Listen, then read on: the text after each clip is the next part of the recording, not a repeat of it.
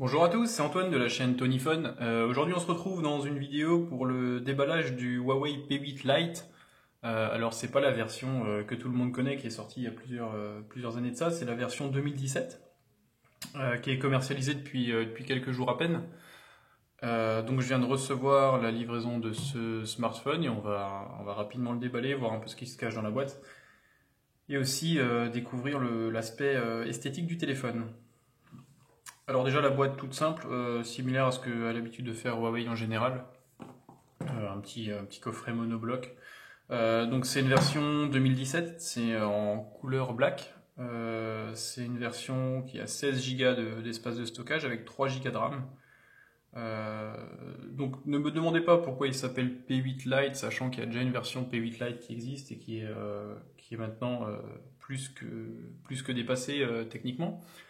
C'est un peu un méli-mélo chez Huawei niveau nom, sachant qu'il y a eu d'abord le P8, il y a eu ensuite le P8 Lite, il y a eu ensuite la version P9, P9 Lite, et maintenant on revient sur une P8 Lite 2017, donc c'est assez particulier. Donc on va voir à quoi ressemble ce smartphone. Alors, donc coffret classique, hein, ceux qui ont l'habitude de commander tout ce qui est Huawei ou Honor retrouvent le rangement classique chez cette marque-là. Donc, voici le smartphone. Alors, sur les images, il avait l'air assez sympa. Donc, je me suis dit que je pourrais peut-être vous le présenter. En fait, il a un design qui est très proche du Honor 8. Donc, on va jeter ce papier. Alors. Donc, niveau design, ouais, c'est vraiment une copie au final. Ça ressemble vraiment beaucoup au Honor 8. Donc c'est un écran 2,5D, donc c'est un écran, pour donner les spécifications du smartphone, c'est un écran 5,2 pouces, il y a une batterie de 3 mAh, c'est un processeur 2,1 GHz, c'est un Kirin 655, donc qui est déjà connu chez d'autres modèles de la marque. Donc c'est un écran Full HD, ça je l'ai déjà dit, qui tourne sur Android 7.0, donc ça peut être sympa. Déjà niveau esthétique, je le trouve vraiment joli. C'est vraiment un smartphone qui vaut le coup. Je suis désolé s'il y a un peu des effets de mise à jour sur ma caméra, mais je crois qu'elle galère un peu. J'ai toujours un peu de soucis pour trouver un bon éclairage. Alors j'espère que vous arriverez à voir correctement un peu le smartphone quand même. Donc voilà, on va enlever le petit film à l'arrière. Donc vous avez le capteur d'empreinte placé comme sur le Honor 8. On va foutre ça ici. Donc, je ne sais pas si vous voyez bien. J'espère que vous voyez bien. Donc, le dos est tout en verre. Donc, il n'y a pas cet effet, vous savez, de plusieurs couches de verre comme il y avait sur le Honor 8. Mais honnêtement, c'est vraiment le même smartphone. Il n'y a pas d'USB type C, apparemment. Vous avez un micro en bas, bouton power et touche volume. Vous avez une prise jack sur le dessus avec le microphone. Et le petit slot SD. Voilà pour la présentation rapide. Il est assez sympa, je l'ai pris en version noire. Je sais qu'il existe également en version dorée, en version blanche. Et je crois qu'il y a une version bleue, donc c'est assez calqué sur les couleurs qui existaient sur le Honor 8. Donc voilà. Alors quoi d'autre dans la boîte? Voyons voir. Je pense pas qu'il y aurait de bumper ou quoi que ce soit de ce style-là. Alors vous avez le câble donc, qui est un câble USB classique. Ce n'est pas un USB type C comme sur la plupart des smartphones aujourd'hui, comme sur le Honor 6X par exemple. Les écouteurs, qui n'ont pas l'air d'être des écouteurs franchement haut de gamme, mais alors attendez. Voilà. Donc c'est des écouteurs classiques, très classiques, qui n'ont pas l'air forcément haut de gamme. Après. Huawei et Honor n'ont jamais été connus pour avoir une qualité audio irréprochable. C'est pas vraiment leur marque de fabrique. Donc ça ne m'étonne pas qu'ils n'investissent pas des milliers et des cents dans les écouteurs. Et là-dedans, je pense qu'on trouvera juste un petit livret et pas de bumper à mon sens. Non, il y a uniquement les notices explicatives. Je vais juste quand même vérifier au niveau des... Alors où est-ce le cache? Au niveau des cartes SIM, savoir ce qu'on peut mettre dedans. Alors par contre, je sais pas où est passé la petite pin pour les cartes au tiroir. Elle est là. Juste voir un peu ce qui se cache au niveau du tiroir de la carte SIM. Voyons voir. Mais en main, il est assez sympa, hein. Franchement, le côté un peu en version noire, il y a un côté un peu anthracite là, sur le cadre qui a l'air assez sympa. Enfin, qui est assez sympa d'ailleurs. Euh, c'est vraiment un joli téléphone qui tient bien en main. On a vraiment bon, on a un peu l'impression d'avoir un iPhone 6 ou un iPhone 7 en main, de par l'effet 2,5D de l'écran. Mais sinon, il est vraiment joli. L'écran a l'air par contre de pas mal marquer les traces de doigts, ça c'est un petit peu gênant.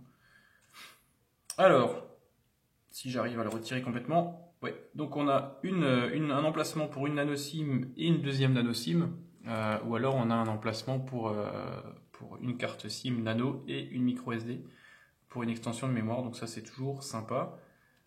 Sachant que ça c'est une version 16 Go, il me semble qu'il existe une version 32 Go.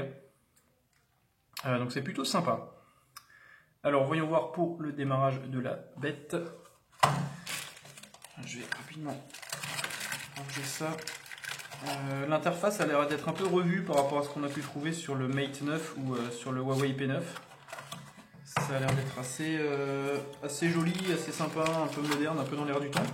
Donc c'est vraiment un rafraîchissement du Huawei P8, mais je ne sais pas si Huawei se tire pas un peu une balle dans le pied en faisant un concurrent direct au P9 Lite qui n'a pas rencontré un franc succès. Ou par exemple par rapport au Honor 8 même qui lui en revanche a bien marché. Je sais qu'il y a une version Honor 8 Lite qui va également sortir, donc je pense que ce sera exactement le même smartphone mais marqué Honor. Donc voilà, c'est un smartphone qui a l'air d'être prometteur, qui est plutôt joli honnêtement. Niveau design il a vraiment l'air sympa. Niveau fonctionnalité, je me fais pas trop de attends, alors je suis pas suisse, s'il vous plaît. France, s'il vous plaît. Voilà, français de France. Ça, on s'en fout. Ça, ok. Ça, on s'en fout. Donc là, je fais rapidement le démarrage. Wi-Fi, on s'en cogne aussi. Alors j'espère que vous voyez un peu, il y a un peu les reflets de la lumière, c'est un peu catastrophique, je suis un peu désolé. Hop, repartir de zéro. Comme Novotel, alors il y a toujours 255 000 questions. C'est toujours compliqué, on s'en fout. Voilà, commencer. Alors voilà pour l'interface du téléphone, on va mettre en vibreur, on va mettre l'écran à fond.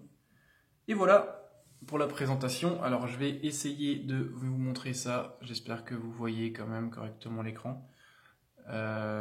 Donc c'est plutôt joli. Après je pense qu'on a un paquet de thèmes qui permettent de changer les icônes comme sur tous les Huawei via l'application native sur le téléphone.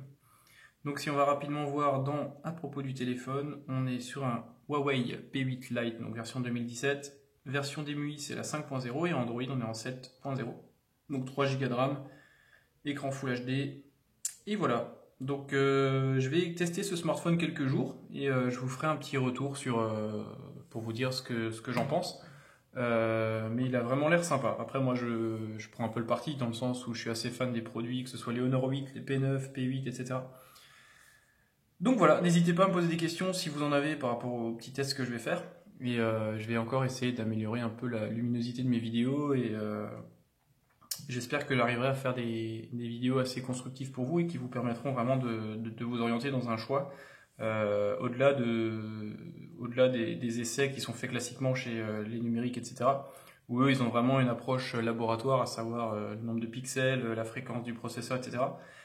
Moi, je vous apporte vraiment l'utilisation de l'utilisateur lambda qui investit son argent propre dans un téléphone et qui veut vraiment, au-delà d'un score Antutu benchmark, vraiment savoir ce qu'il a dans les mains. Donc on se retrouvera pour un petit compte rendu sur ce smartphone. Je vais aussi refaire rapidement une vidéo par rapport au Samsung A3 de 2017, qui lui aussi est un très bon smartphone, plus cher que celui-ci, 100 € de plus. Donc voilà, on se retrouve très bientôt. Merci.